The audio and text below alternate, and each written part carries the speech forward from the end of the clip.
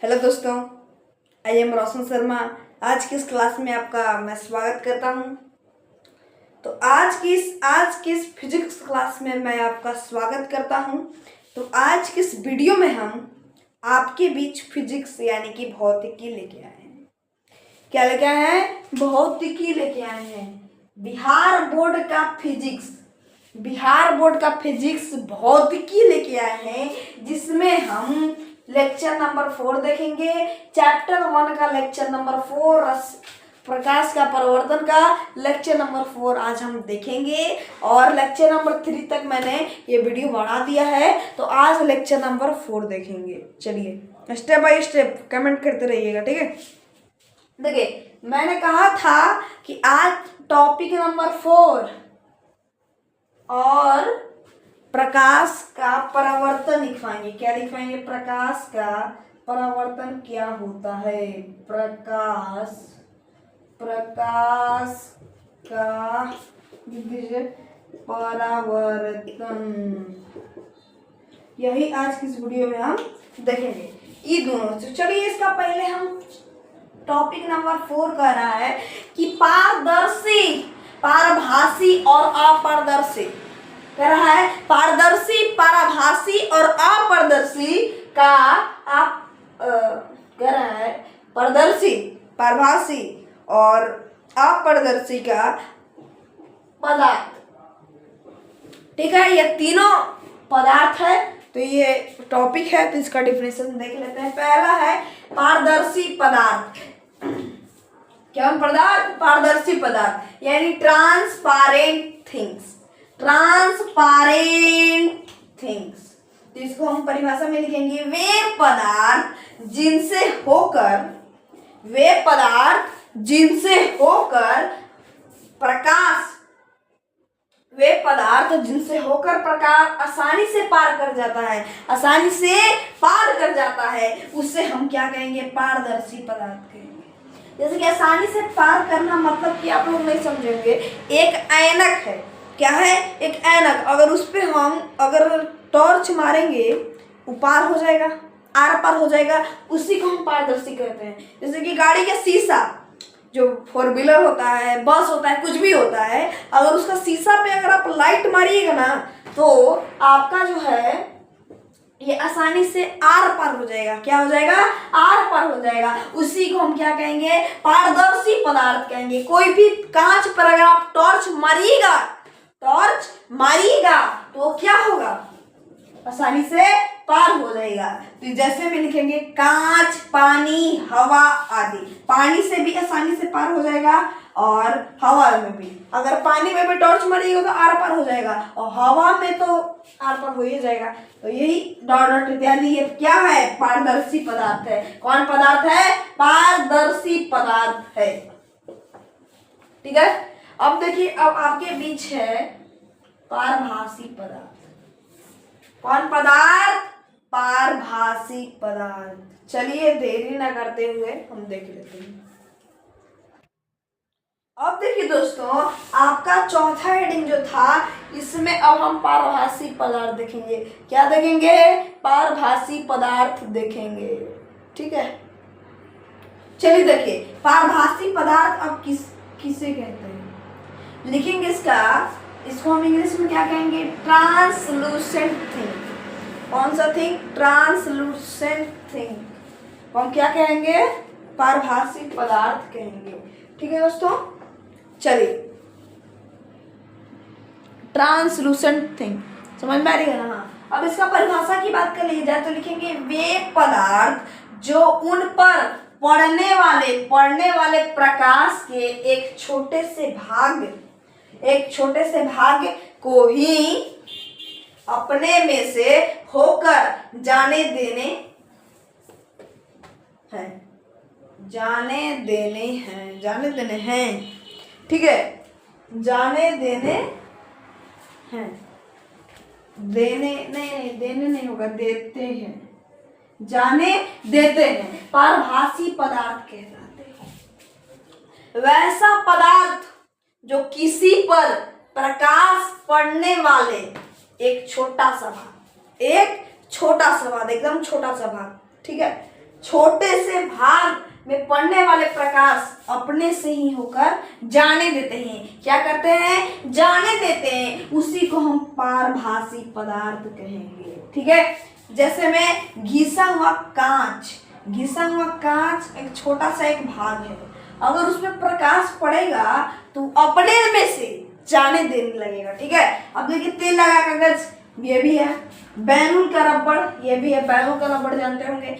आदि, ये क्या है? पारभासी पदार्थ है। ठीक है दोस्तों, अब देखिए, अब हम पढ़ेंगे अपारदर्शी, यानी कि ओपेक क्यू। ओपेक, ये ना, हाँ, ओपेक कहते हैं अपारदर्शी के। किसको? अपारदर्शी के ओपेक कहते हैं। तो चलिए देरी न करते हुए आगे क्लास को बढ़ाते हैं। अब देखिए दोस्तों, अब हम क्या पढ़ेंगे आपके बीच।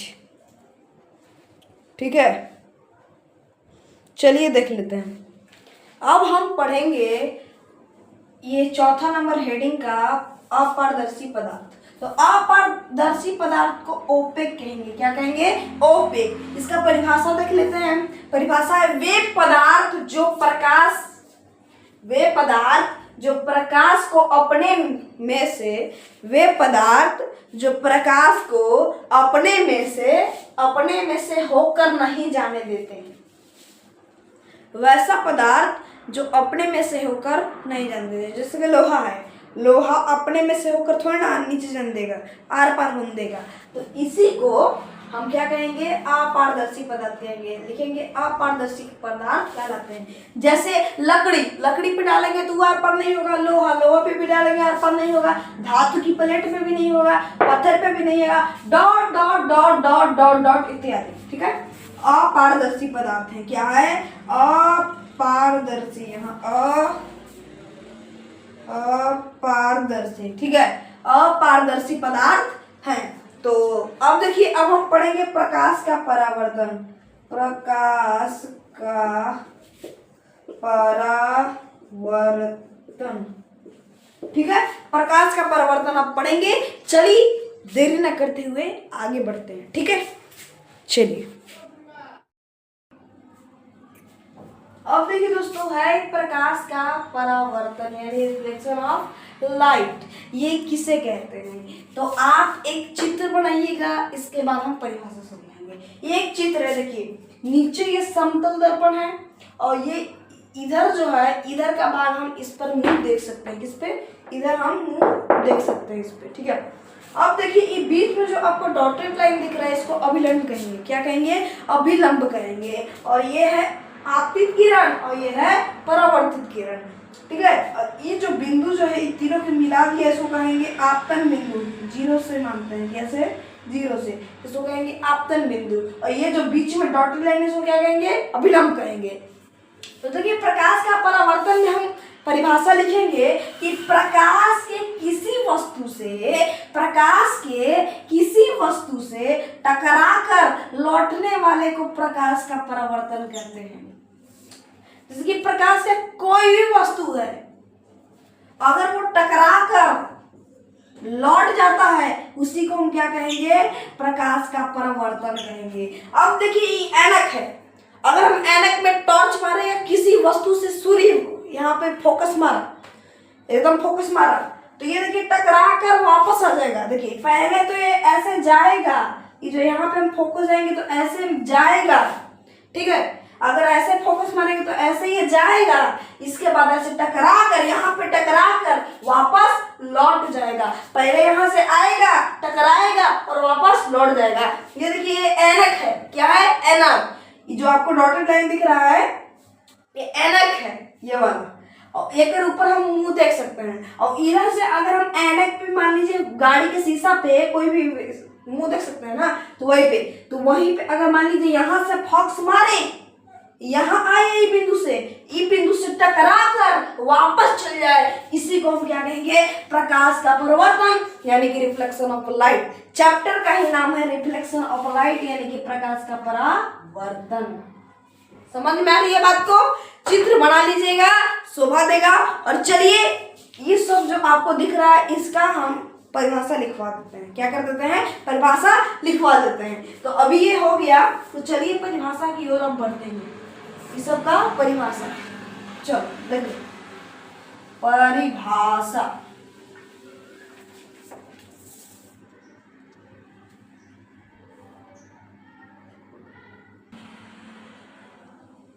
तो आप देखिए दोस्तों, इसका अब परिभाषा की बात कर लेते हैं इन सब का।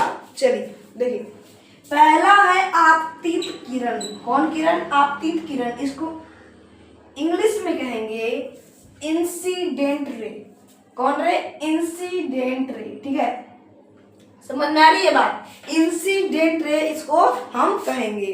ठीक है, अब देखिए इसका परिभाषा पर चल रहा है, कह रहा है कि किसी सतह पर पड़ने वाली किरण को आपतित किरण कहते हैं।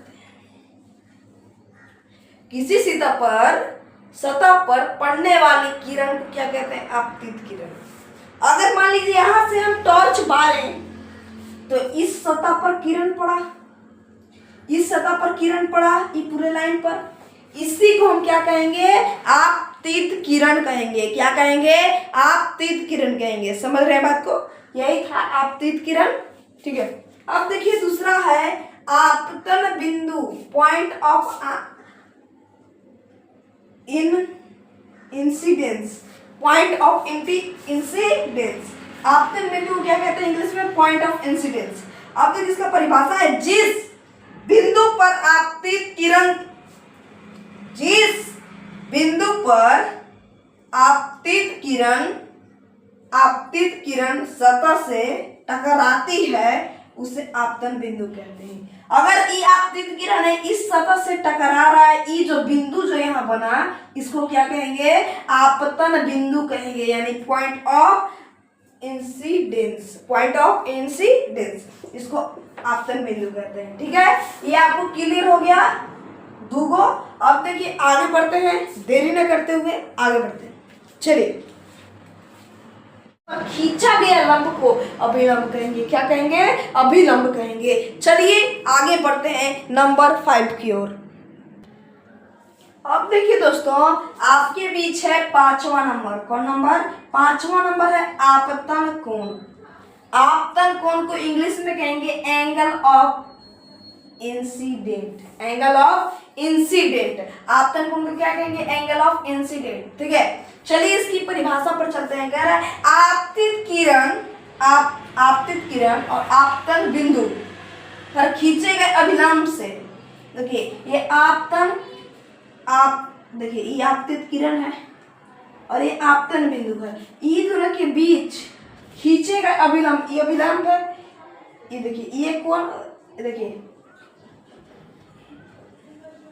इस बिंदु से खींचा गया अभिलंब। ठीक है, अभिलंब से जो कोण बनती है, ये कोण बन रहा है, देखिए ये कोण बन रहा है, नहीं कोण, ये कोण बनती है, उसे आपतन कोण कहते हैं। इसको आपतन कोण कहते हैं। जो कोण बन रहा है ना, इसी को हम आपतन कोण कहते हैं।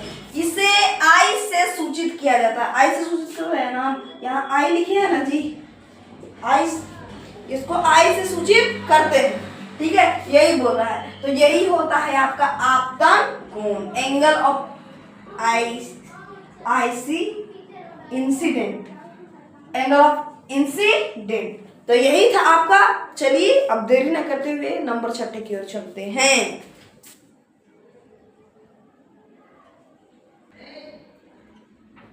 अब देखिए दोस्तों, आपके बीच अब 6 नंबर है जिसका नाम है परावर्तन कोण। परावर्तन कोण, इसको इंग्लिश में कहेंगे angle of reflection. Angle of reflection, ठीक है, एंगल ऑफ रिफ्लेक्शन। इसको परिभाषा देख लेते हैं। परावर्तित किरण और आपतन बिंदु पर खींचे गए अभिलंब से जो कोण बनती है, देखिए परावर्तित किरण, आपतन बिंदु, देखिए ये परावर्तित किरण है, ये लाइन जो है ये क्या है? परावर्तित किरण, और ये आपतन बिंदु, इस पर खींचे गए अभिलंब से जो कोण बनता है, ये कोण जो बनता है, इसी को हम क्या कहेंगे? परावर्तन कोण कहेंगे। क्या कहेंगे? परावर्तन कहेंगे। ये दोनों के बीच ये जो है अभिलंब और इसके बीच जो कोण बनता है, इसी को हम परावर्तन कोण कहेंगे, यानी कि एंगल ऑफ रिफ्लेक्शन। क्या इसका और है कि इसे आर से सूचित किया जाता है। लिखेंगे it is denoted by R, it is denoted by R. हम इंग्लिश में बोल दिए, ये जो बन गया है इसी को हम आर से सूचित करते हैं, यानी it is denoted by R. ठीक है, वो आपको समझ में आ रही है? तो चलिए देरी न करते हुए क्लास को आगे बढ़ाते हैं। अब देखिए दोस्तों, अब आपका हेडिंग पड़ेगा, दूसरा हेडिंग, प्रकाश के परावर्तन के नियम। क्या? प्रकाश के परावर्तन के नियम, law of reflection of light, law of reflection of light, प्रकाश के परावर्तन के नियम, law of reflection of light, यही होती है।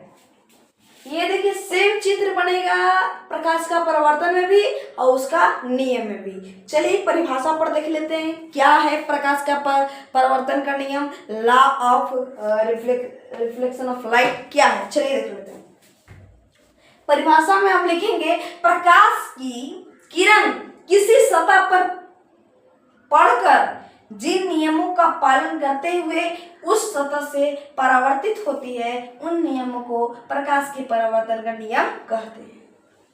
जिस सतह पर वो परावर्तित हो जाता है उसी नियम को हम प्रकाश का परावर्तन का नियम कहेंगे। ये प्रकाश का परावर्तन के नियम जो होते हैं वो निम्नलिखित 2 प्रकार के होते हैं। कितने प्रकार के होते हैं?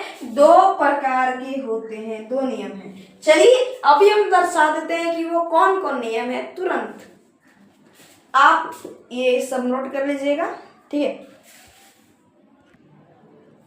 अब देखिए दोस्तों, आपके बीच है पहला नियम, आपतित किरण, परावर्तित किरण तथा आपतन बिंदु पर खींचा गया अभिलंब तीनों एक समतल में होते हैं।